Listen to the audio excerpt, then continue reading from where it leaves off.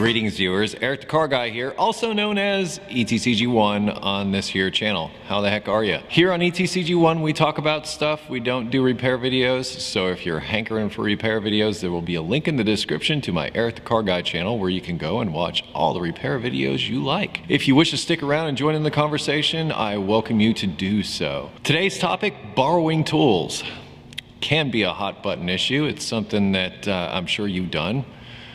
Maybe you've borrowed, maybe you've lent. Either way, you've been involved with trading tools. It depends on who you are, I think. Because I've worked with guys that, you know, hey, can I borrow this? And you get the old stink eye like, are you insane? Are you nuts?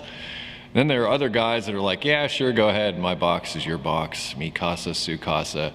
So there's really, you know, a wide spectrum of tool borrowing. And I'm not just talking about professionally, I'm also talking about as a DIY, because you often find yourself in a position of a diminished tool capacity as a DIY.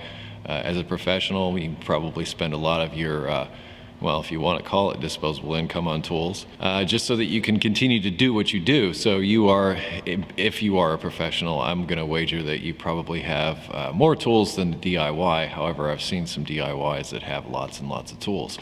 No matter, at some point somebody may come to you and ask to borrow that tool, or you may need to borrow one yourself. Either way, you're faced with that prospect, and I guess the point of this video is to talk about the politics of that. And I don't have any real answers here. I'm just going to basically throw out to you what I've experienced and what I've seen, and you're going to come back in comments and perhaps the discussion on my video and telling me all about your experiences with borrowing or lending tools. Personally, I think I'm somewhere in the middle. It depends on who's asking if I'm going to lend you a tool.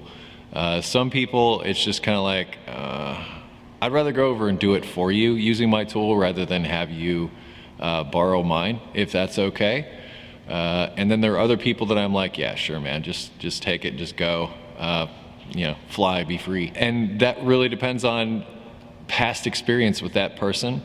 Maybe they borrowed something and I didn't see it for a few days and I had to ask for it, and I had to go and say, you know, hey, have you got that whatchamacallit that I lent you the other day? And they may be like, oh, forgot all about that. I brought it home and left it in a mud puddle.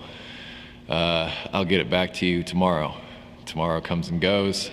The next day comes and goes. Hey, what about that tool? Oh man, I keep forgetting about that. Well, that's the type of person that's probably never going to borrow another tool again from me. And it would be one of those situations where I say, no problem, man. I'll come over. I'll break that loose for you, or do that little job for you that requires that tool, time permitting, of course. Or I can't remember where I put mine. So and so might have one. You might want to go borrow his or hers. So find some way to deflect those requests. Or, you know, sometimes just depends on the person and the personality. I might just tell them, hey, insert expletive here. But the guys that I have no problem with lending tools to are usually the people that have no problem with me borrowing their tools. The saying goes, neither a borrower nor a lender be. Because it does, you know, tools or not, no matter what it is you're borrowing or lending, it creates a situation. It creates sort of an unwritten arrangement with that. Certain people that you develop relationships with, certain people that I develop relationships with, that like I said, I've lent tools to or borrowed tools from in the past, it's not an issue. But then those other people I spoke of, it is an issue. Not all experiences are bad though. I mean, there were other guys that I worked with where we just had a thing, you know, go ahead, use it when you need it, just make sure it gets back where it was. And I think that's part of the etiquette of lending tools. If you're going to borrow somebody's tool, treat it better than you would treat your own tools. And if you do borrow it, make sure it gets back to them in a timely fashion.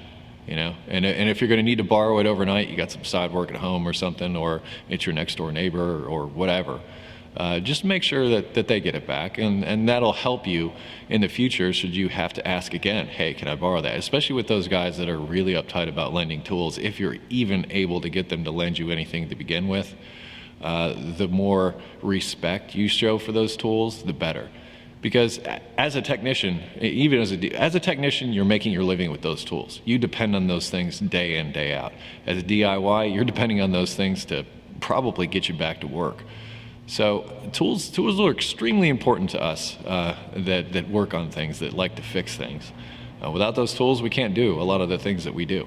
And that's just a fact. So treat them with respect. Treat the people that loan them to you with respect.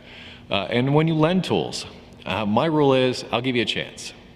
You blow that chance, you don't treat things like I would treat your tools if I would have borrowed them, then I'm probably not going to loan them to you again. And that'll probably be the last we hear of it. And I'll find some way to deflect your question and say, hey, either I'm going to do it for you or I'm not going to lend you the tool, mainly because I just don't trust you. Last time I loaned you this, it didn't work out. But this time's different. Yeah, doesn't matter. They're my tools. I spent money on them. I depend on them. And so to reach for a tool that you depend on and it's not there because somebody borrowed it, especially if somebody borrows things without asking, always ask. If you're just going in, taking things without asking, and then say I go to look for that same tool and it's not there in my toolbox, I start hunting around, and the longer I look, the madder I get. It's like, hey, who's got my Hujima what's it? Bring it now. Less of that now that I've been working on my own, I can say. However, that's something that you deal with, I think, if you're doing any kind of mechanical anything for any length of time. You're going to be lending or borrowing tools, but do it with respect. If you're gonna borrow something and if you're gonna lend something, I say give them the chance until they show you otherwise. That's just my take on it. So I put it back to you, the viewers. What do you think about lending tools? What do you think about borrowing tools? What are your experiences with lending and borrowing tools?